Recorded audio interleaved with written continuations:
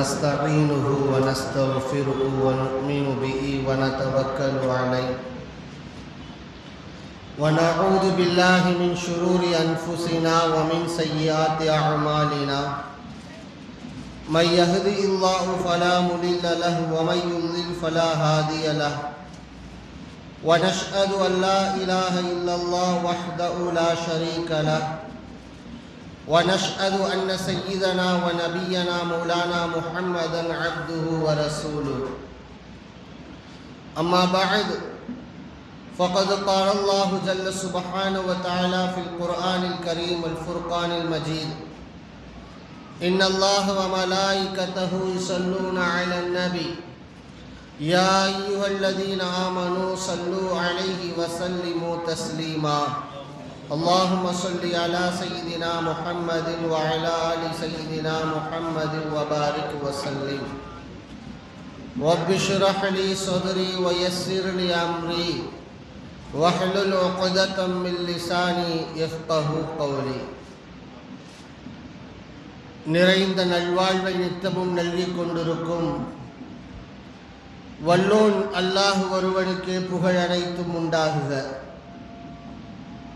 அவனது சலாத்தும் சலாமும் கண்மணி நாயகம் ஸல்லல்லாஹு அலைஹி வஸல்லம் அன்னவர்களின் மீதும் அவர்களின் அடிச்சுவடுகளை பிசகாமல் பின்பற்றி வாழ்ந்த சத்திய சஹாபாக்கள், நாதாக்கள், சுஹதாக்கள், நல்லோர்கள், குறிப்பாய் இப்புனிதம் நிறைந்த மஜ்லிஸில் குழுமியிருக்கும் நம் அனைவருக்கும் அல்லாஹுவின் அன்பும் அருளும் கருணையும் கரிசனமும் என்றென்றும் குன்றாமல் நின்று நிலவட்டுமாக. ஆமீன். அல்லாஹுவின் மாபெரும் கிருபையினால் நபிகள் நாயகம் ஸல்லல்லாஹு அலைஹி வஸல்லம் அவர்கள் பிறந்த புனித மாதத்தில் பெருமானாரின் வரலாற்றை, பெருமானாரின் மஹப்பத்தை, பெருமானாரின் சுன்னாவை மக்களுக்கு மத்தியில் கொண்டு போய் சேர்க்க வேண்டும் என்கிற நல்ல நோக்கத்தில் 12 நாட்கள் தொடர் சொற்பொழிவு நிகழ்ச்சி ஏற்பாடு செய்யப்பட்டிருக்கிறது. இந்நிகழ்வினை அற்புதமான முறையில் ஏற்பாடு செய்த கண்ணியமிகு பள்ளப்பட்டி வட்டார ஜமாஅத்துல் உலமாவினுடைய தலைவர், ஃபைசுல் பாக்கியாத் அரபு கல்லூரியுடைய நிறுவனர் முஹிப்புல் உலமா ஹஸ்ரத் கிபலா அவர்களுக்கும், இவ்விழாவிற்கு தலைமையேற்று நடாத்தி தந்து கொண்டிருக்கக்கூடிய பள்ளப்பட்டி ஐக்கிய ஜமாத்தினுடைய தலைவர் அல்ஹாஜ் தோட்டம் பஷீர் அஹமது ஹாஜியார் அவர்களுக்கும், பெரிய மதரசாவின் முதுகெலும்பாய் திகழக்கூடிய எங்கள் செயல் வீரராயிருக்கக்கூடிய கண்ணியமிகு செயலாளர் மக்தூமிய அரபிக் கல்லூரி கடத்தூர் அக்பர் அலி ஜனாப் கடத்தூர் அக்பர் அலி அண்ணன் அவர்களுக்கும், இன்னும் இந்நிகழ்விற்கு வருகை தந்திருக்கக்கூடிய உலமா பெருமக்கள், இம்மதரசாவின் உஸ்தாதுமார்கள், தாய்மார்கள், பெரியோர்கள், சிறார்கள் எல்லோருக்கும் ஆரம்பமாய் என் சலாமினை தெரிவித்துக் கொள்கிறேன். அஸ்ஸலாமு அலைக்கும் வரஹ்மத்துல்லாஹி வபரகாத்துஹு. இங்கு அற்புதமான ஒரு தலைப்பு தரப்பட்டிருக்கிறது. ஷரீஅத்தின் தூண்கள் 4 இமாம்கள். இந்த தலைப்பை சற்று யோசித்தாலே இமாம்கள் எவ்வளவு அவசியம், மதுஹபுகள் எவ்வளவு அவசியம், அவர்களை பின்பற்றுவது, மதிப்பது எவ்வளவு முக்கியம் என்பதையெல்லாம் புரிந்து கொள்ளலாம். ஒரு கட்டிடம் என்று எடுத்துக்கொண்டால் அதில் பல அறைகள் இருக்கும், பல அடுக்குகள் கொண்டதாயிருக்கும், பல்வேறு கலைநுட்பங்கள் உள்ளடக்கியதாயிருக்கும். இருந்தாலும் கட்டிடத்தின் பலம் என்பது அதை தாங்கி பிடிக்கக்கூடியது அதன் தூண்கள்தான். தூண்கள்தான் கட்டிடத்தின் பலமாயிருக்கின்றன. தூண்கள் தான் கட்டிடத்தை நிலை பெறச் செய்கின்றன. அதுபோல்தான் இந்த தீனுடைய தூண்கள் நாற்பெரும் இமாம் பெருமக்கள். தீனை நாம் விளங்க வேண்டும் என்று சொன்னால் இமாம்கள் தேவை. தீனை சரியான முறையில் பின்பற்ற வேண்டும் என்று சொன்னால் இமாம்கள் தேவை. திருக்குர்ஆனையும் ஹதீஸையும் சரியான முறையில் புரிந்து அமல் செய்ய வேண்டும் என்றால் இமாம்களின் துணைகளும் அவர்களின் ஆய்வுகளும் தேவை. அன்றாடம் நாம் சந்திக்கக்கூடிய பிரச்சனைகளுக்கு, சட்ட சிக்கல்களுக்கு தீர்வுகள் வேண்டுமா? இமாம்கள் தேவை. இமாம்கள் இல்லாமல் திருக்குர்ஆனையும் ஹதீஸையும் இந்த தீனையும் சரியான முறையில் நம்மால் பின்பற்ற முடியாது. தூண்கள் இல்லாத கட்டிடங்கள் நிலை குலைந்து போய் சரிந்து விழுதுவதைப் போல தீனை பின்பற்ற வேண்டும் என்று சொன்னால் இமாம்கள் தேவை. இமாம்கள் இல்லாவிட்டால் தீனை சரியான முறையில் நாம் பின்பற்றிவிட முடியாது. இதைதான் இந்த தலைப்பாய் தரப்பட்டிருக்கிறது. இமாம்கள் இந்த தீனை காத்தவர்கள். எப்படி தீனை பின்பற்ற வேண்டும் என்பதை தங்கள் வாழ்நாட்களை அர்ப்பணித்து பல ஆய்வுகளை செய்து சட்டங்களாய் நமக்கு தொகுத்து கொடுத்தவர்கள் இமாம் பெருமக்கள். ஆனால் நேற்று பெய்த மழையில் முளைத்த காளான்களாய் உருவானவர்கள் எதற்கு மதுஹபுகள்? ரசூல்லா காலத்தில் மதுஹபுகள் இருந்தனவா? சஹாபாக்கள் எந்த மதுஹபை சார்ந்தவர்களாக இருந்தார்கள்? சஹாபாக்கள் எந்த மதுஹபுகளை பின்பற்றினார்கள்? தாபியீன்கள் எந்த மதுஹபுகளை பின்பற்றினார்கள் என்று குதர்க்கமான கேள்விகளை கேட்டு குழப்பலாம். கேட்பதற்கு அறிவுபூர்வமாய் தோன்றலாம், சிந்திக்க வைக்கலாம். ஆனால் நாம் ஒன்றை விளங்க வேண்டும். சஹாபிகள் காலத்தில் ஏன் மதுஹபுகள் இல்லை? சஹாபாக்கள் ஏன் மதுஹபை பின்பற்றவில்லை? தாபியீன்கள் காலத்தில் ஏன் மதுஹபுகள் இல்லை? ஏன் இல்லை? அங்கே அவசியம் தேவைப்படவில்லை. அதற்கான தேவைகள் அங்கே நிகழவில்லை. சஹாபிகள் அவர்களுக்கு முன்னால் நாயகம் ஸல்லல்லாஹு அலைஹி வஸல்லம் இருந்தார்கள். பெருமானாரிடம் இருந்து எதையெல்லாம் கேட்டார்களோ அப்படியே செய்து விடுவார்கள்.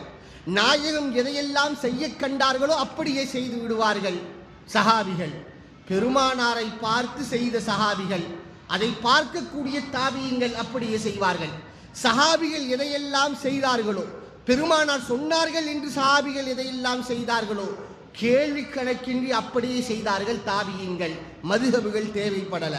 இதை செய்யணுமா, செய்யக்கூடாதா, கட்டாயம் செய்ய வேண்டுமா, இல்லை செய்து கொள்ளலாம், செய்யாமல் இருக்கலாமா, சுன்னத்து, ஃபர்து, வாஜிபு, முஸ்தஹப், முபாஹ், ஹராம் என்கிற தேவைகள், கேள்விகள் அவர்களுக்குள் எழவில்லை. அமல்களில் சுணக்கம் இல்லாததன் காரணமாக, சலுகைகளை எதிர்பார்க்காததன் காரணமாக பெருமானார்கள் செய்தார்கள் என்று தெரிந்தால் செய்து விடுவார்கள். கேள்விகளுக்கு இடம் இருக்காது. தபஉ தாபியீன்களின் காலத்தில் தான் குழப்பங்கள் தோன்றின. மக்களுக்கு மத்தியில் சந்தேகங்கள் எழுந்தன. பெருமானார் சொல்லியிருக்கிறாங்க, சரி கட்டாயம் செய்ய வேண்டுமா? கேள்விகள் எழுந்தன. இல்லை செஞ்சுக்கலாம், செய்யாமலும் இருந்துக்கலாமா? கேள்விகள் எழுந்தன. அமல்களில் சுணக்கம் ஏற்பட்ட போது, தோய்வு ஏற்பட்ட போது இதை கட்டாயம் செய்தாக வேண்டுமா இல்லையா என்கிற கேள்விகள் எல்லாம் உருவான போதுதான் மதுஹபுகளுக்குண்டான தேவைகள் உருவானது. அந்த தேவையை உருவான போது அல்லாஹ்வால் அனுப்பப்பட்டவர்கள் தான் இமாம் பெருமக்கள். உலகத்தை இயக்கக்கூடிய அல்லாஹ் அந்த இயக்கத்திற்கு தகுந்தாற்போல் அந்தந்த காலத்தின் தேவையை கருதி அல்லாஹ் இமாம்களை இந்த உலகத்தில் தோன்றச் செய்தான். ஹிஜ்ரி 80ஆம் ஆண்டிலே கூஃபாவிலே அபூ ஹனீஃபா ரஹ்மத்துல்லாஹி அலைஹி அவர்களை உதிக்கச் செய்தான். ஹிஜ்ரி 93ஆம் ஆண்டிலே மதீனாவிலே மாலிக் இமாமை தோன்றச் செய்தான். ஹிஜ்ரி 150ஆம் ஆண்டிலே கஸாவிலே இமாம் ஷாஃபி ரஹ்மத்துல்லாஹி அலைஹி அவர்களை உதிக்கச் செய்தார். ஹிஜ்ரி 164ஆம் ஆண்டு பகதாதிலே அஹ்மது இப்னு ஹம்பல் ரஹ்மத்துல்லாஹி அலைஹி அவர்களை தோன்றச் செய்தார். இவர்கள் எல்லாம் தோன்றிய காலத்தை பார்த்தால் பெருமானாரால் புகழப்பட்ட காலத்தில், பெருமானாரால் சோபனம் சொல்லப்பட்ட காலத்தில் தோன்றியவர்கள். இமாம்கள் என்பவர்கள் நாயகம் மறைந்து சுமார் ஒரு 300 ஆண்டுகளுக்கு பின்னால், 500-600 ஆண்டுகளுக்கு பின்னால் தோன்றியவர்கள் அல்ல. நாயகத்திற்கு மிக மிக நெருக்கமான காலத்தில் தோன்றியவர்கள் இமாம் பெருமக்கள். அதிலும் குறிப்பா இமாமுல் ஆலம் அபூ ஹனீஃபா ரஹ்மத்துல்லாஹி அலைஹி சஹாபிகளுடைய கடைசி காலத்தில் தோன்றினார்கள். ஹிஜ்ரி 80ஆம் ஆண்டு தோன்றினார்கள். தாபியீன்களில் கட்டுப்பட்டவர்கள் என்று எழுதுகிறார்கள். பெருமானார் காலத்திலே இளம் வயது சஹாபிகளாய் இருந்திருப்பார்கள் அல்லவா? அவர்களெல்லாம் முதியவர்களை ஆளும்போது அவர்களை பார்த்து அவர்களிடமிருந்து கல்வி பயிலக்கூடிய பாக்கியத்தை பெற்றவர்கள் தான் இமாமுல் ஆலம் அபூ ஹனீஃபா ரஹ்மத்துல்லாஹி அலைஹி. ஒரு குறிப்பின்படி 22 சஹாபிகளை பார்த்து கல்வி கற்றார்கள். இன்னொரு குறிப்பின்படி 70 சஹாபிகளை பார்த்து கல்வி கற்றவர்கள் தான் அல் இமாமுல் ஆலம் அபூ ஹனீஃபா ரஹ்மத்துல்லாஹி அலைஹி. இளம் வயது தாபியை சார்ந்தவர்கள். ஷாஃபி ரஹ்மத்துல்லாஹி அலைஹி, மாலிக் ரஹ்மத்துல்லாஹி அலைஹி, அஹ்மத் ரஹ்மத்துல்லாஹி அலைஹி இவர்கள் எல்லாம் தாபியங்களிடமிருந்து கல்வி கட்ட தபவு தாபியங்கள் என்ற கால்கட்டத்தை சார்ந்தவர்கள் தான் மீதமுள்ள 3 பெரும் இமாம்களும். நம் இமாம்கள் என்பவர்கள் பெருமானாரால் புகழ்ந்துரைக்கப்பட்ட காலத்தில் தோன்றியவர்கள் என்பதை நாம் கவனத்தில் கொண்டாக வேண்டும். ஸல்லல்லாஹு அலைஹி வஸல்லம் சொன்னார்கள் அல்லவா, ഖൈറു உம்மத்தி ഖர்னி சும்மல்லதீன யலூனஹும் சும்மல்லதீன யலூனஹும். என் உம்மத்தில் சிறந்தவர்கள் இந்த நூற்றாண்டிலே என்னுடைய காலத்தில் வாழக்கூடிய சஹாபிகளுடைய காலம். அதற்கு அடுத்து வருபவர்கள் சஹாபிகளுக்கு அடுத்து சிறந்தவர்கள், அதற்கு பின் தோன்றக்கூடிய தாபியீன்கள். தாபியீன்களுக்கு அடுத்து சிறந்தவர்கள், அவர்களுக்கு பின் தோன்றக்கூடிய தபஉ தாபியீன்கள் என்று ஸல்லல்லாஹு அலைஹி வஸல்லம் அவர்களால் புகழ்ந்துரைக்கப்பட்ட காலகட்டத்திற்குள் தான் நம்முடைய 40 இமாம்களும் தோன்றி இருக்கிறார்கள் என்றால் அந்த இமாம்களுடைய மதிப்பையும் கண்ணியத்தையும் நாம் விளங்க வேண்டும். சர்வ சாதாரணமாக இன்றைக்கு பேசிவிட்டு போய்விடலாம். அவங்க என்ன அபூ ஹனீஃபா சொன்னாங்கன்னு, சாதாரணமானவர்கள் அல்ல, கல்வியில் தேர்ந்தவர்கள் நம்முடைய இமாம் பெருமக்கள், கல்வியில் ஆழம் கண்ட பெருமக்கள், குர்ஆனையும் ஹதீஸையும் உள்ளதை உள்ளபடியே விளங்கக்கூடிய ஆற்றலை அல்லாஹ் அவர்களுக்கு கொடுத்திருந்தான். நம்முடைய இமாம் பெருமக்கள் தங்கள் வாழ்க்கை முழுக்க தீனுக்காக வேண்டி அர்ப்பணித்தவர்கள், தீனுக்காக வேண்டி அர்ப்பணித்தவர்கள். ஹதீஸ்களை எந்த சட்டதிட்டங்கள் சொல்லப்பட்டிருக்கிறது என்று இரவு முழுக்க ஆய்வு செய்திருக்கிறார்கள் இமாம் பெருமக்கள். தீனுக்காக வேண்டி மசாலாக்களை எடுப்பதற்காக வேண்டி உம்மத்தின் நலனுக்காக வேண்டி தூக்கத்தை தொலைத்தவர்கள் இமாம் பெருமக்கள். தீனுக்காக தன் வாழ்நாட்களையே செலவழித்தவர்கள். அவர்களை தேடி பட்டங்கள் வந்தன, பதவிகள் வந்தன, துன்யா அவர்களின் கால்களுக்கு கீழ் வந்தன. ஆனால் மறுமைதான் எனக்கு தேவை என்று சொல்லி உலகத்தின் சுகங்களை எல்லாம் துறந்துவிட்டு பதவிகளை வேண்டாம் என்று ஒதுக்கிவிட்டு முழுக்க முழுக்க ஆய்விலே இறங்கியவர்கள் தான் நம் இமாம் பெருமக்கள் என்பதை நாம் விளங்க வேண்டும்.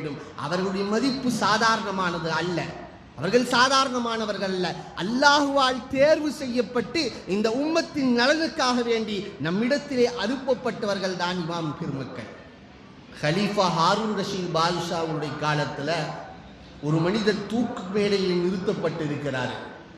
அவர் எப்பேற்பட்ட குழப்பவாதி என்று சொன்னால், பெருமானார் ஸல்லல்லாஹு அலைஹி வஸல்லம் சொல்லாத ஹதீஸ்களை எல்லாம் நாயகம் சொன்னார்கள் என்று புனைந்து அந்த ஹதீஸுகளை இட்டுக்கட்டிய நபர்தான் அந்த மனிதர்.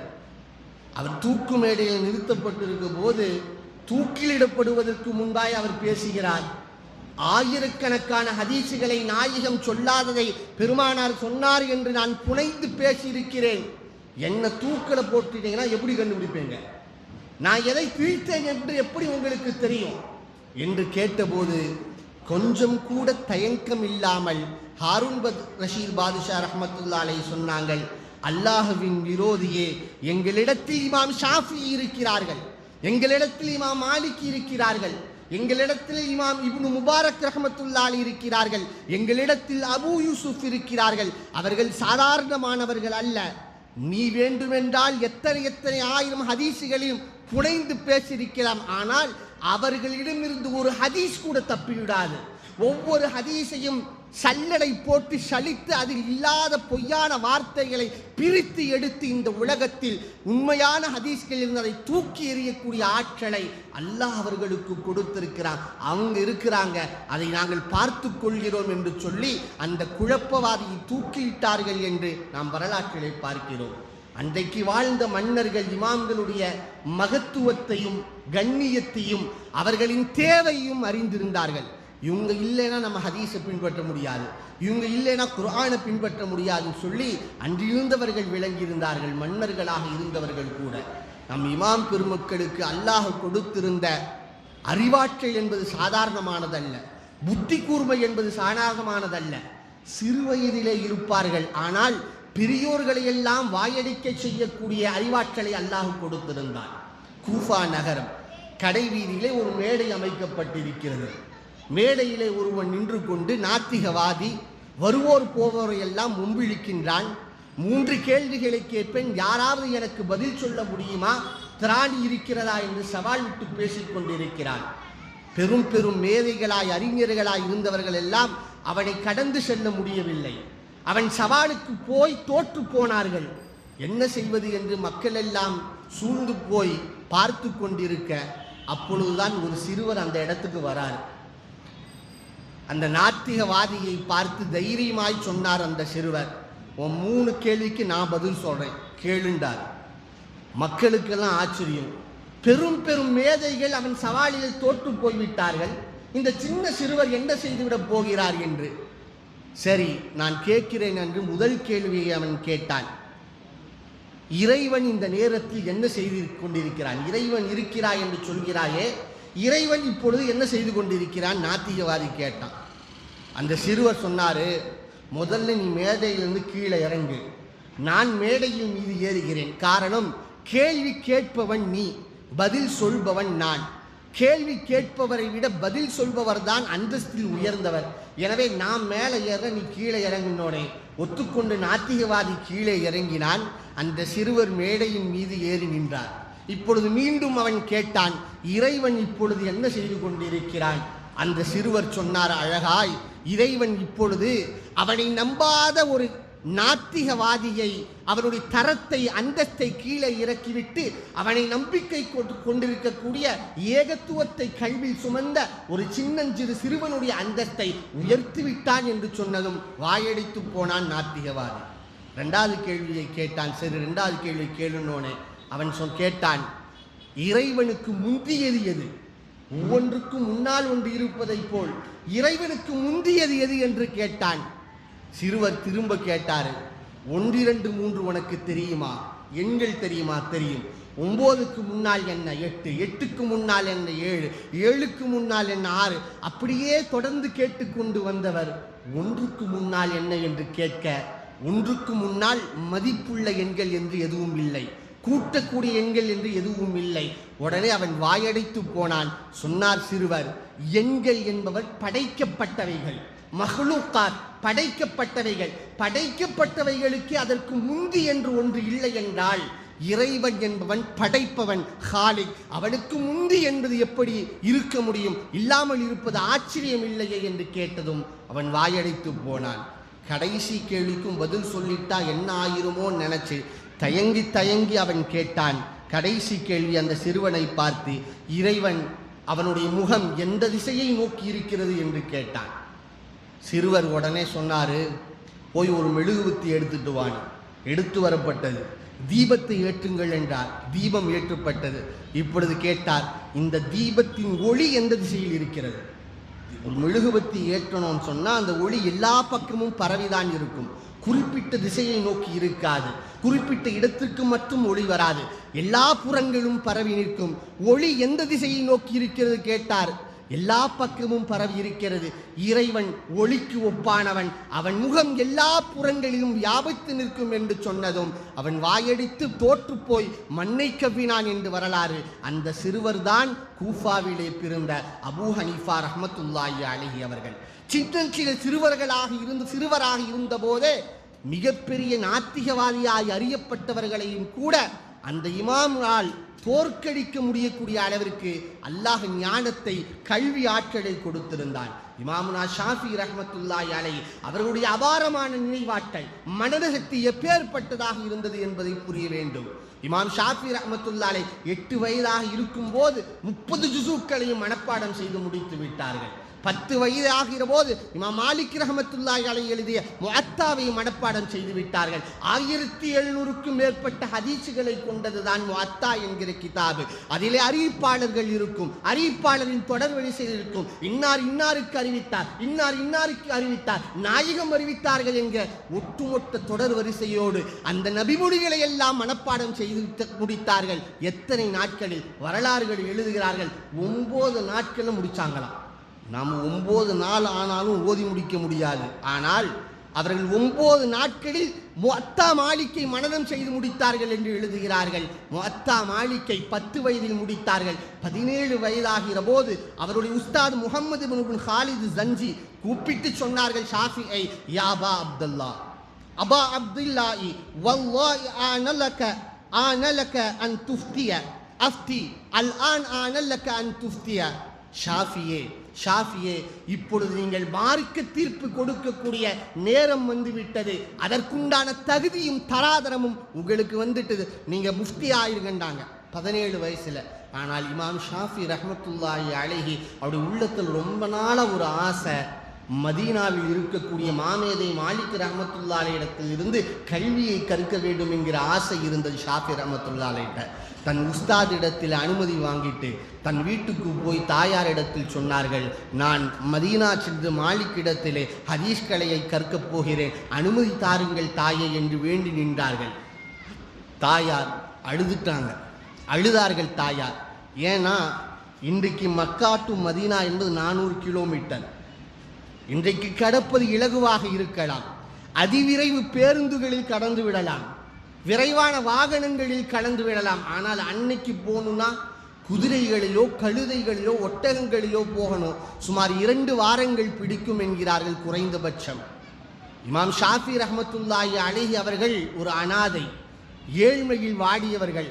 தாயார் தான் கஷ்டப்பட்டு உழைத்து சம்பாதித்து தன் மகனை படைக்க வைத்தார்கள். தாயார் அழுதார்கள். ஷாஃபி கேட்டாங்க, ஏமா அலறீங்க? என்னை பிரிந்து உங்களால் வாழ முடியாது என்றிருந்தால் நான் போகாமல் இங்கேயே இருந்துறேன்னாங்க. அப்பொழுது தாயார் சொன்னாங்க, என்னை பிரிஞ்சு போறேன்னு சொல்லி நான் ஒன்றும் அழுகலப்பா, பிரிந்து போகிறாய் என்று அழவில்லை. நீ மதீனா செல்ல வேண்டும் என்று கேட்கிறாய். ஆனால் கொடுத்தனுப்புவதற்கு கையில காசு இல்லை. வாகனங்கள் இருக்கிறதா? வாகனங்களும் இல்லை. உணவு இருக்கிறதா? உணவும் இல்லை. கொஞ்சூனும் மாவு இருக்கு, 2 வேளைக்கு வரும் சாப்பிட்டால் அவ்வளவுதான் என்னிடத்தில் இருக்கிறது. எப்படி நீ போய் அங்க நிலைமையை எப்படி சமாளிப்ப அப்படிங்கிற கவலை. எங்க போகிற நீ திரும்ப வந்து விடுவியா என்கிற கவலை. நாயகத்தின் ரவுலாவிற்கு சென்று நாயகத்தின் நபிமொழிகளை படிக்க போகிற நீ வறுமையினால் திரும்பி வந்து விட்டாய் என்ன ஆகுவது? அதை நினைத்து நான் அழுகிறேன் என்கிறார் அந்த தாயார். உடனே அந்த அம்மாக்கு என்ன தோணுச்சு தெரியல, டக்குன்னு கையை உயர்த்தினார்கள். அல்லாஹ்விடத்தில் கேட்டார்கள், யா அல்லாஹ், என் மகனின் வயிற்றை காய வைத்து விடாதே, என் மகனை பட்டினி போட்டு விடாதே, உன்னிடத்தில் என் மகனை ஒப்படைக்கிறேன் என்று சொல்லி அந்த தாயார் இமாம் ஷாஃபி ரஹ்மத்துல்லாஹி அலைஹி அவர்களை வழி அனுப்பி வைத்தார்கள். இமாம் ஷாஃபி ரஹ்மத்துல்லாஹி அலைஹி போனார்கள் மதீனாவை நோக்கி. நடுவில் ஒரு இடத்துல இறங்கி மரத்தின் கீழ் தான் கொண்டு வந்திருந்த உணவை சாப்பிட்டு கொண்டிருந்த போது தாய்மார்களின் துவா எவ்வளவு முக்கியம் என்பதை உற்று நோக்குங்கள். அங்கே மதீனாவை நோக்கி செல்லக்கூடிய ஒரு பயணக்கூட்டம் வந்தது. ஷாஃபி ரஹ்மத்துல்லாஹி தங்கியிருந்த அந்த மரத்துக்கு எதிராக அவர்கள் தங்கள் வாகனத்தை நிறுத்தினார்கள். அதில் உள்ள பெரியவர் இமாம் ஷாஃபியை உற்று நோக்கினார். சின்ன பிள்ளையா இருக்கார். அவர் கூப்பிட்டாரு, நீ ஹாஷிமியான்னு கேட்டாரு. நீ ஆஷிமியான்னு கேட்டார். ஆம் என்றார்கள். எப்படி கண்டுபிடிச்சீங்க? நீ சாப்பிட்றத பார்த்தாலே தெரியுதுப்பா. எங்க போயிட்டு இருக்கிற? மதீனாவுக்கு செல்கிறேன். ஏன் செல்கிறார்? நாயகத்தின் நபிமொழிகளை மனனம் செய்வதற்காக, கற்றுக்கொள்வதற்காக செல்கிறேன் என்றதும், அப்படியா?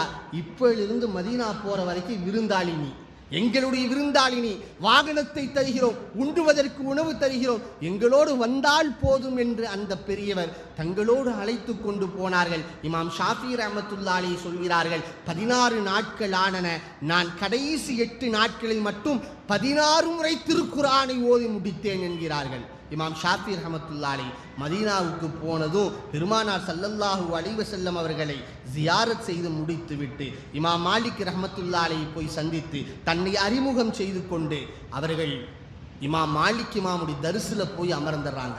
இமாம் மாலிக் ரஹ்மத்துல்லாஹி அலைஹி தரிஸ் அந்த காலத்தில் அவருடைய பாட நடத்தக்கூடிய இடம் எப்படி தெரியுமா இருக்கும்? ஒவ்வொரு மாணவர்களுக்கும் தனி சீட்டு, மிகுந்த கௌரவத்தோடு கண்ணியத்தோடு அந்த இடம் இருக்கும். மாணவர்கள் எல்லாம் வருவதற்கு முன்பாக இன்னைக்கு ஊதுவத்தி பொருத்துவதை கூட பிதஅத் என்று சொல்கிறார்கள் அல்லவா? கிதாபுகளை எழுதுகிறார்கள். ஊதுவத்தியை போன்று புகை அன்றைக்கு போடப்படுமாம். நறுமணமிக்க வாசனை திரவியங்கள் பொருத்தப்பட்டு எரிக்கப்பட்டு அதன் புகை அந்த இடத்திலெல்லாம் காட்டப்படும் என்று எழுதுகிறார்கள். பெருமானார் பொன்மொழிகள் இந்த இடத்தில் படிக்கப்பட இருக்கின்றன. எனவே இந்த இடம் நறுமணத்தாய் கமழ வேண்டும் என்று மாலிக் ரஹ்மத்துல்லாஹி ஒவ்வொரு நாளும் இதை ஏற்பாடு செய்வாங்க. மாணவர்கள் எல்லாம் வந்து அமர்வாங்க. உஸ்தாது மாலிக் ரஹ்மத்துல்லாஹி குளித்துவிட்டு புத்தாடை அணிந்து கொண்டவர்களாய் வந்து அமர்ந்து பாடம் நடத்த துவங்கிவிட்டால் அத்தனை மாணவர்களும் கொஞ்சம் கூட சத்தம் போடாம சலனமின்றி அமைதியா இருப்பாங்களாம், மௌனமா இருப்பாங்களாம். மௌனம் என்றால் எந்த அளவுக்கு மௌனம் தெரியுங்களா? தங்களுடைய பேப்பரை கூட திருப்புற சத்தம் வந்துடக்கூடாது, பேப்பரை திருப்ப கூட சத்தம் கூட வரக்கூடாதுமாங்களா மாலிக் ரஹ்மத்துல்லாஹி. காரணம், நாயகம் எங்கே துயில் கொண்டிருக்கிறார்கள். மாலிக் ரஹ்மத்துல்லாஹி அவங்க சிறப்பில் எழுதுறாங்க, ஒரு ஹதீஸை சொல்லும்போது மற்றவர்கள் எல்லாம் ஹதீஸ் பாடத்தை நடத்துவதற்கும் இமாம் மாலிக் ரஹ்மத்துல்லாஹி நடத்துவதற்கும் ஒரு சின்ன வித்தியாசம் இருக்கும். மற்ற இமாம்கள் ஹதீஸை போதிக்கிற போது நாயகம் சொன்னார்கள் என்று சொல்லுவார்கள். இமாம் மாலிக் ரஹ்மத்துல்லாஹி சொல்கிற போது இந்த கபரிலே துயில் கொண்டிருக்கக்கூடிய பெருமானார் ஸல்லல்லாஹு அலைஹி வஸல்லம் சொன்னார்கள் என்பார்கள். கபரிலே துயில் கொண்டிருக்கக்கூடியவர்கள் என்று அந்த வார்த்தையை சாஹிபு ஹாதல் கபர் என்கிற வார்த்தையை சொல்லி சொல்லி ஒவ்வொரு ஹதீஸையும் பயிற்றுவிப்பார்கள். அங்கே கண்ணியம் பேணப்பட வேண்டும் என்பார்கள். பாடம் ஒரு நாள் நடத்தி கொண்டிருக்கிறார்கள். மாணவர்கள் எல்லாம் குறிப்பெடுத்து கொண்டிருக்கிறாங்க. இமாம் ஷாஃபி இடத்துல எழுதுகோல் கிடையாது. அன்றைக்கு விற்கப்பட்ட அந்த பேப்பர்கள் இல்லை. அவரிடத்தில் வறுமையின் காரணமாக எழுதுகோலும் பேப்பர்களையும் கூட வாங்க முடியாத அளவிற்கு வறுமை அவரிடத்தில் நிலவியது. அதனால் இமாம் ஷாஃபி என்ன செஞ்சாங்கன்னா எச்சியை தொட்டு தொட்டு கையில் அப்படியே கிறுக்கிட்டு இருந்தாங்க. மாலிக் ரஹ்மத்துல்லாஹி தூரத்திலிருந்து பார்த்தோன்னு கோபம் வந்தது. ஷாஃபியை கூப்பிட்டு சொன்னார்கள், சிறுபிழைத்தனமாய் நடக்கிறாயே, பெருமானாருடைய ரவுலாவிற்கு முன்னால் நின்று அவருடைய ஹதீஸுகளை சொல்லிக் கொண்டிருக்கிற போது குறைந்தபட்ச அதபை கூட பேண தெரியாதா? கண்ணிய குறைவாய் நடக்கிறாய், ஒழுங்கீனமாய் நடக்கிறாய் என்று அதற்றிய போது இமாம் ஷாஃபி ரஹ்மத்துல்லாஹி சொன்னாங்க, மன்னிச்சுக்கோங்க உஸ்தாத், எனக்கு தந்தை கிடையாது, நான் ஒரு அனாதை சிறுவன், என் தாயார் வறுமையில் உழல்கிறார்கள், எழுதுவதற்கு போல் கூட என்னால் வாங்க முடியல, அதனால் தான் கையில் எச்சிலை தொட்டு குறிப்பெடுத்து கொண்டேன் இருந்தேன்னு சொன்னாங்க. உன்னை மாலிக் ரஹ்மத்துல்லாஹி கேட்டாங்க, அப்படியா, ஒரு வாரம் ஃபுல்லாக பாடம் நடத்தினேங்களே அதை சொல்லுனாங்க. இமாம் ஷாஃபி ரஹ்மத்துல்லாஹி கொஞ்சம் கூட யோசிக்காமல் ஒரு வாரம் முழுக்க நடந்த பாதத்தை அப்படியே ஒப்பித்தார்கள். மகிழ்ந்து போன இமாம் மாலிக் ரஹ்மத்துல்லாஹி தன்னோடு அவர்கள் அரவணைத்து கொண்டார்கள். அன்றிலிருந்து மாலிக் இமாமுடைய ஆஸ்தான மாணவராய் இமாம் ஷாஃபி ரஹ்மத்துல்லாஹி அலைஹி அவர்கள் மாறினார்கள் என்று வரலாறு சொல்கிறது. இமாம் மாலிக் ரஹ்மத்துல்லாஹி வகுப்பிலேயே எப்பொழுதும் இருப்பாங்க. அப்படித்தான் ஒரு நாள் ஒருவர் வந்தார், ஒரு கிளி வியாபாரி ஒருவர் வந்தார். வந்து சொன்னார், ஒரு மசாலா கேட்டார் மாலிக் இமாம்கிட்ட. மாலிக் இமாம் அவர்களே, நான் கிளிகளை பேச கற்றுக் கொடுத்து பேச பயிற்றுவித்து அந்த கிளியை நான் நான் இருக்கிறேன். அப்படிதான் ஒரு கிளியை பேச பயிற்றுவிச்சு இது பேசக்கூடிய கிளி என்று ஒருவனுக்கு விட்டுவிட்டேன். அவன் என்னிடத்தில் வந்து, நீ என்னை ஏமாற்றி விட்டுட்ட, பொய் சொல்லி விட்டுட்ட, ஃப்ராடு பண்ணி விட்டுட்ட, உன் கிளி பேச மாட்டேங்குது என்று சொல்லி என்னிடத்தில் வம்புக்கு இழுத்தான். எனக்கும் அவருக்கும் வாய் தகராறு நடந்தது. கோபத்தின் உச்சத்திற்கு போன நான் ஒரு கட்டத்தில் சொல்லிவிட்டேன், என் கிளி மட்டும் பேசவில்லை என்று சொன்னால் என் மனைவி தலாக்குன்னு சொல்லிட்டேன். கோபத்தில் இந்த வார்த்தையை சொல்லிட்டேன். கிளி எப்போ பார்த்தாலும் பேசிட்டு இருக்காது, பேசாத நேரங்கள் இருக்குமா இல்லையா? கிளி பேசவில்லை என்றால் தலாக் என்று சொல்லிவிட்டேன். இப்போ என் மனைவி தலாக்காக மாட்டாங்களா? உடனே மாலிக் ரஹ்மத்துல்லாஹி சொன்னாங்க, கிளி பேசாதலப்பா, பேசாமல் இருக்கக்கூடிய நேரம் இருக்கிறதுல, ஆம், அப்படின்னா உன் மனைவி தலாக் தான்ட்டாங்க. அந்த மனிதர் சோகத்தோடு போனார். அதை பார்த்துட்டு இருந்த இமாம் ஷாஃபி ரஹ்மத்துல்லாஹி அந்த மனிதர் பின்னாடியே போனார். வெளியே போனோனும் அந்த மனிதரிடத்தில் இமாம் ஷாஃபி ரஹ்மத்துல்லாஹி கேட்டாங்க, உங்கள் கிளி பேசக்கூடிய நேரம் அதிகமா, பேசாமல் இருக்கக்கூடிய நேரம் அதிகமான்னு கேட்டாங்க. அவர் சொன்னார், என் கிளி பேசக்கூடிய நேரம் தான் அதிகம், பேசாமல் இருக்கிற நேரம் கம்மி தான்னாரு. அப்படியா, சரி, நீங்கள் கவலைப்படாதீங்க, என் கூட வாங்கன்னு தன் உஸ்தாத் மாலிக் இடத்தில் அழைத்து சென்று மாலிக் ரஹ்மத்துல்லாஹி அலைஹி இடத்தில் சொன்னார்கள், உஸ்தாத், நீங்கள் அவங்களுடைய மனைவி தலாக்குன்ட்டீங்க, ஆனால் என்னுடைய ஆய்வுக்கு உட்பட்டு, என்னுடைய சிந்தனைக்கு உட்பட்டு தலாக் ஆக மாட்டார்கள் என்று நினைக்கிறேன் என்றதும் மாலிக் ரஹ்மத்துல்லாஹி வெகுண்டெழுந்தார்கள். அன்பான மாணவர் தான், பாசத்திற்குரிய மாணவர் தான், தன் தீர்ப்பில் தலையிடுவதை அவர்கள் விரும்பல. மாலிக் ரஹ்மத்துல்லாஹி அப்படியா, என்ன ஹதீஸை எந்த குர்ஆன் ஆயத்தை நீ ஆதாரமாக கொண்டு இப்படிப்பட்ட தீர்ப்பை வழங்குகிறாய் என்று கேட்டபோது இமாம் ஷாஃபி ரஹ்மத்துல்லாஹி சொன்னாங்க, உஸ்தாத் நீங்க அறிவிச்ச ஒரு ஹதீஸை தான் நான் ஆதாரமாக எடுத்தேன். என்ன ஹதீஸ்னா, நீங்க சொன்னீங்க ஃபாத்திமா பின்து கைஸ் ரலியல்லாஹு அன்ஹா என்கிற சஹாபிய பெண்மணி பெருமானார் ஸல்லல்லாஹு அலைஹி வஸல்லம் இடத்தில் வந்து ஆலோசனை கேட்டாங்க. என்னக்கு ஆலோசனை கேட்டாங்க? என்னை 2 நபர்கள் முஆவியா ரலியல்லாஹு அன்ஹு, அபூ ஜஹம் ரலியல்லாஹு அன்ஹு 2 பேர் திருமணம் முடிக்க என்னிடத்தில் கேட்கிறார்கள். என்னை பெண் கேட்டு வந்திருக்கிறாங்க. யாரை நான் திருமணம் முடிக்கட்டும் என்று ஃபாத்திமா பின்து கைஸ் பெருமானாரிடத்தில் ஆலோசனை கேட்டபோது ஸல்லல்லாஹு அலைஹி வஸல்லம் சொன்னாங்க, இந்த முஆவியா இருக்கிறாரே தன் கவசத்தை எப்பொழுதும் கீழே வைக்கவே மாட்டாரு அப்படின்னு பெருமானார் ஒரு வார்த்தை அந்த ஹதீஸ்ல வருது. தன் கவசத்தை எப்பொழுதும் கீழே வைக்க மாட்டார் என்று நாயகம் சொல்வார்கள். இந்த வார்த்தையை அடிப்படையாய் கொண்டுதான் நான் தீர்ப்பு வழங்கினேன் சொல்லி இமாம் ஷாஃபி விளக்குவாங்க. பெருமானாருக்கு தெரியும் முஆவியா ரலியல்லாஹு தூங்குகிற போது கவசத்தை வைப்பாங்க, முஆவியா ரலியல்லாஹு சாப்பிடுகிற போது கவசத்தை வைத்து விடுவார்கள், முஆவியா ரலியல்லாஹு குளிக்கிற போது கவசத்தை வைப்பார்கள், தன் சுயத்தேவைக்காக செல்கிற போது கவசத்தை வைப்பார்கள். ஆனால் நாயகம் சொன்ன வார்த்தை என்ன? முஆவியா எப்பொழுதும் கவசத்தை வைக்கவே மாட்டாருன்னாங்க. அப்படின்னா என்ன அர்த்தம்? பெரும்பாலும் கவசத்தை எப்பொழுதும் வைக்க மாட்டார் என்று அர்த்தம். பெரும்பாலும் கவசம் அவர் கூடயே இருக்கும் என்று அர்த்தம். அதிகப்படியான நேரங்களில் அவரோடு இருப்பதை பொத்தாம் பொதுவாய் எப்பொழுதும் அவரோடு இருக்கும் என்று நாம் சொல்லலாம் என்கிற அடிப்படையில் தான் இதை வைத்து தான் என் கிளி பேசாட்டி தலாக்கு என்று சொன்னார். என் கிளி அதிகமான நேரங்களில் பேசவில்லை என்றால், பெரும்பாலும் பேசவில்லை என்றால் என் மனைவி தலாக் என்ற அர்த்தம் என்கிற சட்டத்தை இயற்றினேன் என்று சொன்னபோது அகமகிழ்ந்து போன மாலிக் ரஹ்மத்துல்லாஹி அலைஹி அவர்கள் ஷாஃபி ரஹ்மத்துல்லாஹி அலைஹி பார்த்து சொல்வார்கள், நீ கொடுத்த தீர்ப்பு சரி, என்னிடம் ஏராளமான மாணவர்கள் பாடம் கற்றிருக்கிறார்கள், ஆனால் உன்னை போல் புத்தி கூர்மை நிறைந்த ஒரு ஆய்வாளரை, நற்சிந்தனையாளரை நான் பார்த்தது கிடையாது, ரொம்ப விவரமான பிள்ளையா இருக்கிறேன்னு சொல்லி பாராட்டினார்கள் என்கிற செய்தியை பார்க்கிறோம். கண்ணியத்திற்குரியவர்களே, இந்த ஹதீஸை பார்க்க, இந்த சம்பவத்தை பார்க்கிறோம். ஒரு பக்கம் அவருடைய அபாரமான நினைவாற்றல், அபாரமான ஞாபக சக்தி என்றால், இன்னொரு பக்கம் அவருடைய ஆய்வுத்திறன். எந்த விஷயத்தையும் தன் மனம் போன போக்கில் சொல்லியவர்கள் நம் இமாம்கள் அல்ல. திருக்குர்ஆனையும் ஹதீஸையும் அடிப்படையாய் கொண்டு அதில் உள்ள சட்டதிட்டங்களை ஆய்வு செய்து, கருத்துக்களை ஆய்வு செய்து, ஒரு அடிப்படையை அதிலிருந்து எடுத்து ஒரு சட்டத்திட்டத்திற்கு தீர்வுகளை வழங்கக்கூடியவர்கள் தான் இமாம் பெருமக்களை ஒழிய தம் மனம் போன போக்கில் மனோ இச்சைக்காக அவர்கள் தீர்வுகளையும் தீர்ப்புகளையும் சட்டத்திட்டங்களையும் இந்த உலகத்திற்கு தந்துவிடவில்லை என்பதை நாம் புரிவதற்கு கடமைப்பட்டிருக்கிறோம். ஆனால் இன்னைக்கு என்ன சொல்றாங்க? இமாம்கள் தேவையில்லை, அவர்கள் சுயமா ஏதோ தப்பா சொல்லி போயிட்டாங்க, குர்ஆன் ஹதீஸை நாம் நேரடியாய் விளங்கலாம் என்று தொடர்ந்து சொல்லிக் கொண்டுதான் இருக்கிறார்கள் குழப்பவாதிகள்.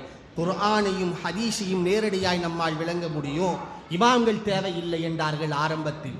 ஒரு கட்டம் வந்தது, இமாம்கள் தேவையில்லை என்று சொன்னவர்கள் வழிமார்களை தூற்றினார்கள். ஒரு கட்டம் வந்தது, சஹாபாக்களை தூற்றினார்கள். ஒரு கட்டம் வந்தது, நபிகள் நாயகம் ஸல்லல்லாஹு அலைஹி வஸல்லம் ஹதீஸை மறுத்தார்கள். இன்னொரு கட்டம் வந்தது, நாயகத்தின் மீதே கை வைத்தார்கள், பெருமானாரின் மீதை கை வைத்தார்கள்.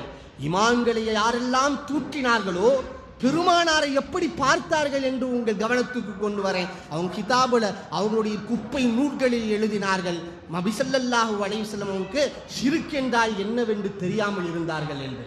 யாரை குறித்து சொல்கிறார்கள்? ஏகத்துவத்தின் உருவமாய் வந்த நாயகம் ஸல்லல்லாஹு அலைஹி வஸல்லம் அவர்களை குறித்து சொல்லக்கூடிய வார்த்தை, பெருமானாருக்கு ஷிர்க்குன்னா என்னன்னு தெரியாமல் இருந்ததா? 13 ஆண்டு காலம் நாயகம் ஷிர்க் என்றால் என்னவென்றே தெரியாமல் இருந்தார்கள். தன் தோழர்கள் ஷிர்க் செய்வதை அனுமதித்தார்கள் என்றெல்லாம் வாய்க்கு வந்தபடி பேசினார்கள். யார் பேசினார்கள்? குர்ஆனையும் ஹதீஸையும் நம்மால் சுயமாய் விளங்க முடியும் என்று இந்த உலகத்தில் நாடக மேடையை அரங்கேற்றியவர்கள் பேசினார்கள். உச்சபட்சமாய் பெருமானாருடைய ஹதீஸ்களை எல்லாம் குர்ஆனை விட்டுட்டு தன் மனம் போன போக்கில் விளங்க ஆரம்பிச்சதுனால பல ஹதீஸ்களை எப்படி மாற்றினாங்கன்னா ஆபாசம் புனியப்பட்டதாய் மாற்றினார்கள். நாயகம் ஒரு பெண்ணுடைய மடியிலே படுத்துறங்கினார்கள் என்று மாற்றினார்கள். ஒரு சஹாபியை குறித்து மிக கேவலமாய் இந்த மஜ்லிஸிலே சொல்ல முடியாத அளவிற்கு வார்த்தைகளை போட்டு மாற்றினார்கள். இந்த அவலநிலை ஏன் ஏற்பட்டது யோசிக்கணும். குர்ஆனை தானாக விளங்க போனதனால், இமாம்களை விட்டதின் விளைவு இதெல்லாம். இன்றைக்கு அதை பின்பற்றி நிறைய நபர்கள் குர்ஆனை என்னால் சுயமாக விளங்க முடியும், தர்ஜுமாவை மட்டும் படித்துவிட்டு, ஹதீஸ் நூல்களின் தர்ஜுமாவை மட்டும் படித்துவிட்டு நான் மசாலாக்களை சொல்கிறேன் என்று இன்றைக்கும் ஃபேஸ்புக்கிலே வீடியோக்களை போடக்கூடிய பெண்களையும் ஆண்களையும் பார்த்து கொண்டுதான் இருக்கிறோம். ஆனால் அது எவ்வளவு பெரிய அழிவில் கொண்டு போய் அவர்களை சேர்க்கும் என்பதை நாம் யோசிக்கணும். குர்ஆனை மட்டும் ஹதீஸை மட்டும் நானே புரிகிறேன் என்று ஒருவன் முற்பட்டால் என்ன நடக்கும் தெரியுங்களா? ஒரு ஆள் அப்படிதான் ஹாஜியார் இடத்தில் வந்தார். ஹாஜியார் நல்ல கோடீஸ்வரர், பணக்காரர். அவரிடத்தில் வந்து ஹாஜியார்கிட்ட சொன்னார், ஹாஜியார் உங்களுடைய சொத்துலேருந்து எனக்கு பங்கு தர வேண்டும் என்று சொன்னார். உங்கள் சொத்துலேருந்து எனக்கு பங்கு தரணும். ஹாஜியாருக்கு ஒன்றும் புரியல. இந்த ஆளை பார்த்தது கூட இல்லை ஹாஜியார், சுரவா கிடையாது, தூரத்து சொன்னமா அதுவும் இல்லை, பார்த்தது கூட இல்லை. என்னடா சொத்துல பங்கு கேட்டு வந்திருக்கிறான்னு ஹாஜியார் முழிச்சாரு. வந்தவர் சொன்னார், குர்ஆன்ல அல்லாஹ் சொல்லியிருக்கான், இன்னமல் முஃமினூன இஹ்வத்துன், முஃமின்கள் எல்லாம் சகோதரர்கள். அப்படின்னா உங்களுக்கு நான் சகோதரன், எனக்கு நீங்கள் சகோதரன். சகோதரன் சொத்துல பங்கு தரணுமா இல்லையா? ஹாஜியார் உங்கள் சொத்துலேருந்து பங்கு தாங்கண்டார். அப்படியான் ஹாஜியார், சரி நான் போயிட்டு பங்கெல்லாம் எவ்வளோ கணக்கு போட்டு பார்த்து கொண்டு வந்து தரேன்ப்பான்னு உள்ளே போயிட்டார். போனவர் ரொம்ப நேரமாக யோசிச்சார். ஹாஜியார் வெளியே வரலை. இவனும் வெளியிருந்து கத்திக்கிட்டே இருக்காரு, தான் வரேன்ட்டு ரொம்ப நேரம் சென்று ஹாஜியார் வந்து 2 ரூபா கையில் கொடுத்தார். பார்த்துட்டு அவர் முடிக்க, என்ன 2 ரூபா தந்திருக்கிறேன், கோடிக்கணக்கான அளவில் சொத்துல இருக்குது, 2 ரூபா தந்திருக்கிறேனே, சகோதரனுக்கு எவ்வளோவா தருவாங்கன்னு கேட்கும்போது, எப்பா எதுவும் இல்லை, நீ சொன்ன ஆயத்து தான், இன்னமல் முஃமினூன இஹ்வத்துன், முஃமின்கள் எல்லாம் சகோதரர்கள், எனவே எனக்கு நீ சகோதரன். எப்படி எனக்கு நீ சகோதரனோ உலகத்தில் உள்ள அத்தனை முஸ்லீம்களும் எனக்கு சகோதரன் தானே, உனக்கு நான் எப்படி தரணுமோ உலகத்தில் உள்ள அத்தனை முஸ்லீம்கள் சகோதரனுக்கும் நான் தரணும் இல்லையா? அதனால் கணக்கு போட்டு பார்த்தேன், 1 ரூபா கூட வரலை, போனால் போயிட்டு போகுதுன்னு சொல்லி ஒரு 2 ரூபா போட்டு கொடுத்தேன்னு சொல்லுவாங்க. கண்ணியத்திற்குரிய குர்ஆனை நான் சுயமாய் விளங்குகிறேன் என்று சொன்னால் இந்த அவல நிலைதான் ஏற்படும். ஹதீஸ்களை சுயமாய் நான் விளங்குகிறேன் என்று சொன்னால் இப்படிப்பட்ட அவல நிலைகள் தான் ஏற்படும். ஒரு ஆள் தொழுகைக்கு வந்தார், பின்னாடி பார்த்தா இமாம் சாஹிப் தக்பீர் கட்டுறதுக்கு முன்னாடி பின்னாடி பார்த்தா வாளியோடு நிற்கிறார். என்னப்பா வாளியோடு நிற்கிற, புதுசாக ஏதாவது வகி வந்துருச்சா? இல்லை, நான் குர்ஆனை படித்தேன், இதா குந்தும் இல ஸலாத்தி ஃபக்ஸிலு வுஜூஹக்கும், தொழுகைக்காக நின்றால் முகத்தை கழுவுங்கள் என்று வந்திருக்குது. தொழுகைக்கு நின்றேன், முகத்தை கழுவலான்னு வாளியை தூக்கிட்டு வந்துட்டேன் அஜர்த்தும்பார். எந்த நோக்கத்தில் அந்த ஆயத்து சொல்லப்பட்டது? இதா குந்தும் இல ஸலாத்தி ஃபக்ஸிலு வுஜூஹக்கும்னா தொழுகையை நிலைநாட்டுவதற்கு நீங்கள் நாடினால் முதலில் ஒழு செய்து கொள்ளுங்கள், பிறகு தொழுகு போங்கிற நோக்கத்தில் வந்தது. குர்ஆனை நான் சுயமாய் விளங்க முடியும் என்று ஒருவன் இறங்கினால் இன்றைக்கு இப்படிதான் விபரீதம் நடக்கும். இன்னைக்கு சர்வ சாதாரணமாக பெண்கள் ரீல்ஸுகளை அள்ளி வீசுகிறார்கள். தங்களுடைய புத்தி கெட்டியதெல்லாம் மசாக்காக்களாய் சொல்லி தூக்கிறார்கள். ஒரு பெண் ஒரு ரீல்ஸில் வருது, பருதாவை போட்டுக்கொண்டு முகத்தை மறைக்காமல், ஒரு தௌஹீத் ஜமாத்தை சார்ந்த ஒரு பெண்மணி, குழப்பவாதிகளின் கொள்கையை சார்ந்த ஒரு பெண்மணி, அந்த பெண்மணியை காட்டுறாங்க. அந்த பெண்மணி வந்து நிற்குது. அடுத்து குர்ஆனை காட்டுகிறார்கள். குர்ஆனை பார்ப்பதை போலும் போவதை போலும், குர்ஆனை பார்ப்பதை போல போவதை போல. இப்போ குர்ஆன் அந்த அம்மாட்ட பேசுது, என்னம்மா என்னை வந்து பார்த்துட்டு போறையே? அந்த அம்மா சொல்லுது, எப்பொழுதும் உன்னை ஓதிக்கிட்டே இருப்பேன், ரமலான் மாதமாக இருக்குது, உன்னை ஓதலான்னு பார்க்குறேன், ஆனால் நான் பீரியட்ஸோடு இருக்கிறனால ஓத முடியலேன்னு கவலையோடு பார்த்துட்டு போகிறேன். எப்போ என் பீரியட்ஸ் போகும், எப்போ உன்னை ஓதுவேன்னு நினச்சி வருத்தப்படுறேன்னு குர்ஆன் சொல்லுகிறதா? அப்படியா? பீரியட்ஸோடு இருந்தால் குர்ஆன் ஓதக்கூடாது, குர்ஆனை தொடக்கூடாதுன்னு யார் உனக்கு சொல்லி கொடுத்தா? ரசூல்லா சொல்லியிருக்கிறாங்களா இல்லையா? புகாரியில் வந்திருக்குதா இல்லையா?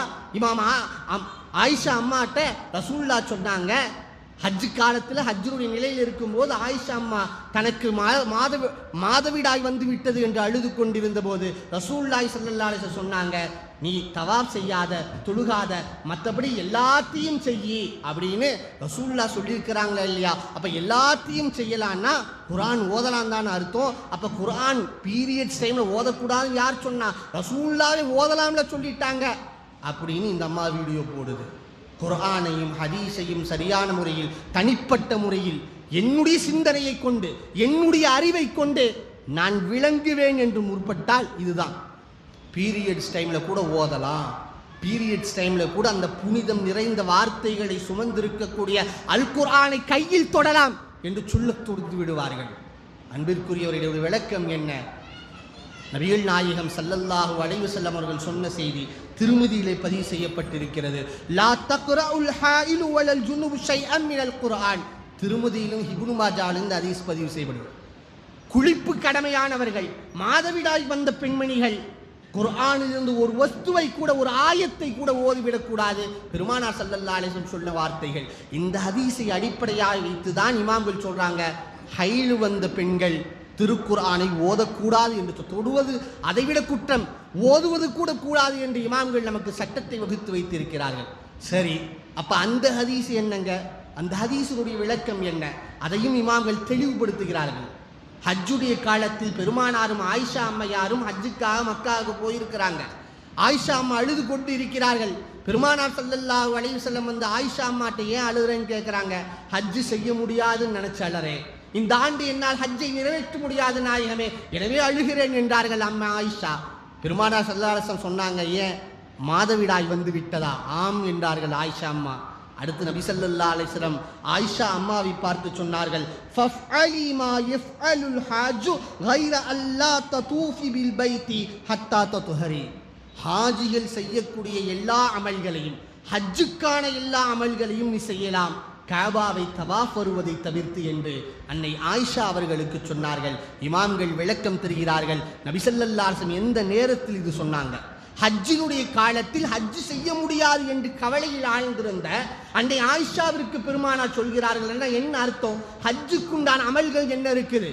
தல்பியா ஓதுவது, திக்ரு செய்வது, காபாவை தவாப் செய்வது, ஷைத்தானுக்கு கல் எறிவது, முஸ்தலிஃபாவில் தங்குவது, அரஃபாவில் தங்குவது, இப்படி ஹஜ்ஜுக்கான அமல்கள் இருக்கிறது அல்லவா? இதிலே தவாஃபை விட்டுவிட்டு மற்றதெல்லாம் செய்யலாம். ஹாஜிகள் செய்யக்கூடிய அமல்கள் என்றால் ஹாஜிகள் செய்யக்கூடிய ஹஜ்ஜுக்கான அமல்களில் தவாஃப் மட்டும் செய்யாத மற்ற எதை வேண்டுமானாலும் செய்யலாம் என்றார்கள். ஆனால் இதை விளங்காமல் எதை வேண்டுமானால் என்றால் அப்ப குர்ஆனை ஹாஜிகள் ஓதுவார்கள். குர்ஆனை ஓதுவது என்பது ஹஜ்ஜினுடைய ஃபர்லான அமல்களில் கட்டுப்பட்டது அல்ல. அது கூடுதலாக இபாதத் செய்யக்கூடிய, அதற்காக ஓதப்படக்கூடிய அமல். பெருமானார் ஸல்லல்லாஹு அலைஹி வஸல்லம் கோடிட்டு காட்டியது ஹஜ்ஜினுடைய அமல்களை தான். இதை கூட புரிய முடியாமல், விளங்க முடியாமல் என்ன சொல்றாங்க? ஹாயிலான பெண்மணிகள், மாதவிடாய் வந்த பெண்மணிகள் அவங்க குர்ஆனை ஓதிக்கலாம். நபியின் இமாம்களுடைய துணையை விட்டால், இமாம்களை கைவிடுவோமேயானால் இப்படித்தான் வழிகேட்டில் போய் நிற்க வேண்டிய சூழல் ஏற்படும். கண்ணியத்திற்குரிய அல்லாஹ்வின் நல்லடியார்களே, நம் இமாம் பெருமக்கள் சாதாரணமானவர்கள் அல்ல. அல்லாஹ் அவர்களுக்கு வழங்கிய அறிவு ஞானம் என்பது வீச்சன்யம் பொருந்திய அறிவு ஞானத்தை, தீர்க்க தரிசனம் பொருந்திய அறிவு ஞானத்தை இல்ஹாமாக அல்லாஹ் அவர்களுக்கு கொடுத்து கொண்டே இருந்தான். ஒரு வார்த்தையை சொன்னால் கண்டிப்பாய் அது நிகழ்ந்தே தீரும் என்று சொல்லலாம். மிகப்பெரிய இமாம்களில் உருவான அபூ யூசுப் ரஹ்மத்துல்லாஹி அலைஹி, இமாமுல் ஆலம் அபூ ஹனீஃபா ரஹ்மத்துல்லாஹி அலைஹியுடைய ஆஸ்தான மாணவர். இமாமுல் ஆலம் அபூ ஹனீஃபா ரஹ்மத்துல்லாஹி அலைஹியுடைய ஆஸ்தான மாணவர் தான் அபூ யூசுப் ரஹ்மத்துல்லாஹி அலைஹி அவர்கள். அவங்களுடைய அத்தா சின்ன வயசுல இறந்துட்டாங்க. அவருடைய தாயாரின் மீது பாரம் வந்தது, குடும்பத்தினுடைய பாரம். ரொம்ப வறுமையான குடும்பம்தான். என்ன செய்வது? தாயார் ஒரு டெய்லர் கடையில் கொண்டு போய் அபூ யூசுப் ரஹ்மத்துல்லாஹி அலைஹி அவர்களை சேர்த்து விட்டார்கள். அபூ யூசுப் ரஹ்மத்துல்லாஹி டெய்லியும் டெய்லர் கடைக்கு போவாங்க உதவியாளரால். போகிற வழியில் தான் இமாமுல் ஆலம் அபூ ஹனீஃபா ரஹ்மத்துல்லாஹுடைய பாடம் நடந்து கொண்டிருக்கக்கூடிய இடம். அதை பார்க்கிறார்கள். அபூ ஹனீஃபா ரஹ்மத்துல்லாஹுடைய கருத்துக்களை கேட்கிறார்கள். அதனால் கவரப்படுகிறார்கள். அந்த இடத்துல போய் உக்காண்டாங்க. ஒவ்வொரு நாளாம் போது ஒரு மாதம் கழித்து தாயார் சம்பளம் எங்கன்னு கேட்குறாங்க. அப்பொழுதுதான் அபூ யூசுப் ரஹ்மத்துல்லாஹி உண்மையை போட்டு உடைக்கிறாங்க. நான் கடைக்கு போல இமாமுல் ஆலம் அபூ ஹனீஃபா ரஹ்மத்துல்லாஹி பாடத்துக்கு போயிட்டேன், கல்வி கற்க வேண்டும் ஆசை என்று தாயார் இடத்தில் சொன்னாங்க. தாயாருக்கு வந்ததே கோபம். அபூ யூசுப் ரஹ்மத்துல்லாஹி பிடித்து கொண்டு இமாமுல் ஆலம் அபூ ஹனீஃபா ரஹ்மத்துல்லாஹி பாடத்துக்கு வந்துட்டாங்க. பாடம் நடத்தக்கூடிய இடத்துக்கு வந்து அபூ ஹனீஃபா ரஹ்மத்துல்லாஹி இடத்துல லெஃப்ட் ரைட்டு வாங்குறாங்க. ரொம்ப வறுமையில் இருக்கும். அத்தா இல்லாத புள்ள, நாங்கள் தான் கஷ்டப்படணும், இவர் சம்பாரித்து தான் குடும்பத்தை காட்டணும். அந்த அம்மா என்னென்னவோ பேசுகிறாங்க. அபூ ஹனீஃபா ரஹ்மத்துல்லாஹி அலைஹி சொன்னார்கள், ஹாதா ஹாதா யதஅல்லமு அக்லல் ஃபாலூதஜ பிதுஹ்னில் ஃபுஸ்தக். இப்பொழுது இவர் என்னிடத்தில் கல்வி கற்றுக்கொண்டிருக்கிறார் அல்லவா இந்த அபூ யூசுப், பிற்காலத்தில் ஒரு காலத்தில் மிகப்பெரிய மார்க்க அறிஞராய் மாறி அரசர்களுடைய சபையில் அரசர்களுக்கு சரிசமமாய் அமர்ந்து பாதாமாலும் பிஸ்தாவாலும் செய்யப்பட்ட ஃபாலூதஜ் என்கிற உயர்ந்த ரக உணவை இவர் உட்கொள்வார் என்று அபூ ஹனீஃபா ரஹ்மத்துல்லாஹி அலைஹி தீர்க்க தரிசனமாய் சொல்கிறார்கள் இந்த வார்த்தைகளை. அந்த அம்மா கேட்டுட்டு சிரித்துக்கொண்டே அபூ ஹனீஃபா ரஹ்மத்துல்லாஹி அலைஹி பார்த்து சொன்னாங்க, என்ன பேசுறீங்க, உங்க அறிவு எண்ணம் வழுங்கி விட்டதா? ஒரு நாள் சாப்பாட்டுக்கு கூட வழி இல்லாமல் இருக்கிறோம் என்று சொல்கிறேன், இவர் சம்பாதித்துதான் சாப்பிட வேண்டும் என்று சொல்றேன், இவர் அரசர்களுடைய அவையில் அமர்ந்து ஃபாலூதஜை சாப்பிடுவார் என்று சொல்கிறீர்களே என்றார்கள். புரிந்து கொண்டார்கள் அபூ ஹனீஃபா ரஹ்மத்துல்லாஹி அலைஹி. தாயாருடைய வறுமையை ஒரு பணப்பையை கொடுத்தாங்க. திறந்து பார்த்தா 100 வெள்ளிக்காசுகள். இதை எடுத்துட்டு போமா, உங்க பையன் என்னோட இருப்பான், இதை தீர்ந்தவுடன் மறுபடியும் வாங்க, மீண்டும் ஒரு பணப்பையை தருகிறேன், இவர் கல்வி கற்று மிகப்பெரிய அறிஞராக ஆக வேண்டும் என்று சொன்னார்கள் அபூ ஹனீஃபா ரஹ்மத்துல்லாஹி அலைஹி. காலங்கள் ஓடுகின்றன. அபூ யூசுப் ரஹ்மத்துல்லாஹி அலைஹி அபூ ஹனீஃபா ரஹ்மத்துல்லாஹி அலைஹி கல்வி கற்றார்கள். எல்லா கலைகளையும் கற்றுத் தேர்ந்து மிகச்சிறந்த அறிஞராய் மாறினார்கள். அபூ யூசுஃபினுடைய அறிவு ஞானத்தை, கல்வி ஞானத்தை பார்த்து வியந்து போன்ற அன்றைய கலீஃபா ஹாரூன் ரஷீத் பாதுஷா ரஹ்மத்துல்லாஹி அலைஹி தன்னுடைய அரசவையினுடைய நீதிபதியாய் நியமித்தார்கள். காலியுல் குலாத் என்று சொல்லப்படக்கூடிய நீதிபதிகளுக்கெல்லாம் நீதிபதியாய், நீதி அரசராய் விளங்கினார்கள் அபூ யூசுப். ஒரு சமயம் அபூ யூசுப் ரஹ்மத்துல்லாஹி அலைஹி அவர்களும் கலீஃபா ஹாரூன் ரஷீத் அவர்களும் ஒரே இடத்துல அமர்ந்து சாப்பிட்றாங்க. சாப்பிடுகிற போது ஒரு உணவு வருது. ஹாரூன் ரஷீத் சொல்கிறார் அபூ யூசுப் ரஹ்மத்துல்லாஹி பார்த்து, இமாம் அவர்களே, இந்த உணவை சாப்பிடுங்க, இந்த உணவு டெய்லியும் எங்கள் வீட்டில் செய்ய மாட்டாங்க, என்றைக்காவது ஒரு நாள் செய்யப்படக்கூடிய விலை உயர்ந்த உணவு தான் இது என்று சொல்ல அபூ யூசுப் ரஹ்மத்துல்லாஹி கேட்டாங்க, அப்படி என்னப்பா உணவுன்னு என்று. உடனே ஹாரூன் ரஷீத் பாதுஷா சொன்னாங்க, பாதாவும் பிஸ்தாவும் போட்டு செய்யப்பட்ட ஃபாலூதஜ் உணவு என்று சொன்னதும் தன் உஸ்தாதுடைய வார்த்தைகள் நினைவுக்கு வந்தன. சிரித்தார்கள் அபூ யூசுப் ரஹ்மத்துல்லாஹி அலைஹி. உடனே ஹாரூன் ரஷீத் ஏன் சிரிக்கிறீங்கன்னு கேட்டோன்னே கடந்த கால வரலாற்றை எல்லாம் சொன்னாங்க. உடனே ஹாரூன் ரஷீத் பாதுஷாவுங்க துவா செய்தாங்க, ரஹிமல்லாஹு அபா ஹனீஃபா, அபூ ஹனீஃபா ரஹ்மத்துல்லாஹி அலைஹி அவர்களுக்கு அல்லாஹ் அருள் புரியட்டும். அவர் சாதாரண கண் கொண்டு உங்களை பார்க்கவில்லை, அகப்பார்வையை கொண்டு, தூய உள்ளத்தை கொண்டு தீர்க்க தரிசனமாய் உங்களை பார்த்து இல்ஹாமின் மூலமாய் சொல்லப்பட்ட வார்த்தைகள் தான் அரசர்களோடு, அவையில் அரசர்களோடு சேர்ந்து நீங்கள் ஃபாலூதஜ் என்கிற உணவை உண்பீர்கள் என்கிற வார்த்தை. எனவேதான் அவர்களால் அவ்வளவு துல்லியமான முறையில் சொல்ல முடிந்தது என்று அபூ யூசுப் ரஹ்மத்துல்லாஹி அலைஹி அவர்களுடைய ஆசான் அபூ ஹனீஃபா ரஹ்மத்துல்லாஹி அலைஹி அவர்களை புகழ்ந்து பேசினார்கள் என்று வரலாற்றை பார்க்கிறோம். கண்ணியத்திற்குரியவர்களே, நம் இமாம்கள் சாதாரணமானவர்கள் அல்ல, அல்லாஹ்வின் அருளை பெற்றவர்கள், அல்லாஹ்வின் அன்பை பெற்றவர்கள், திருக்குர்ஆன் ஹதீஸையும் ஞானத்தில் ஆழம் கண்டவர்கள் நம் இமாம்கள்.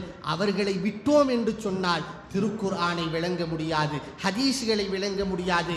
நபிகள் நாயகம் ஸல்லல்லாஹு அலைஹி வஸல்லம் எந்த தீனை காட்டிக் கொடுத்தார்களோ அதை உள்ளதை உள்ளபடியே பின்பற்ற வேண்டும் என்றால் இமாம்களுடைய துணை தேவை. இமாம்கள் எப்பேற்பட்ட தியாகம் தெரியுங்களா?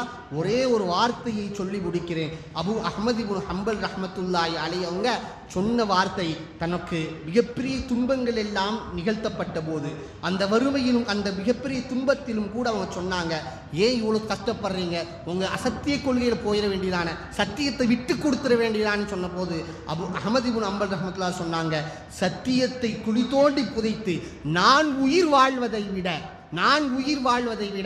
நான் செத்துப்போய் சத்தியம் உயிர் வாழ்வது சிறந்தது என்று சொல்லி அவர்கள் துன்பத்தையும் வேதனையும் அனுபவித்தவர்கள்தான் இமாம் பெருமக்கள் என்பதை நாம் உணர வேண்டும். அத்தகைய இமாம் பெருமக்களை கண்ணியத்தோடு பார்க்கவும், அவர்கள் கற்றுக் கொடுத்த, அவர்கள் சொல்லிக் கொடுத்த சட்டத்திட்டங்களை அடிப்பிறழாமல் பின்பற்றவும், கடைசி வரைக்கும் அந்த மதுஹபில் நிலைத்திருக்கவும், அஹ்லு சுன்னத்து வல் ஜமாத் கொள்கையில் பிடிப்போடு இருக்கவும் அல்லாஹ் தௌஃபீக் செய்வானாக. வ ஆகிரு தஅவானா அல்ஹம்துலில்லாஹி ரப்பில் ஆலமீன்.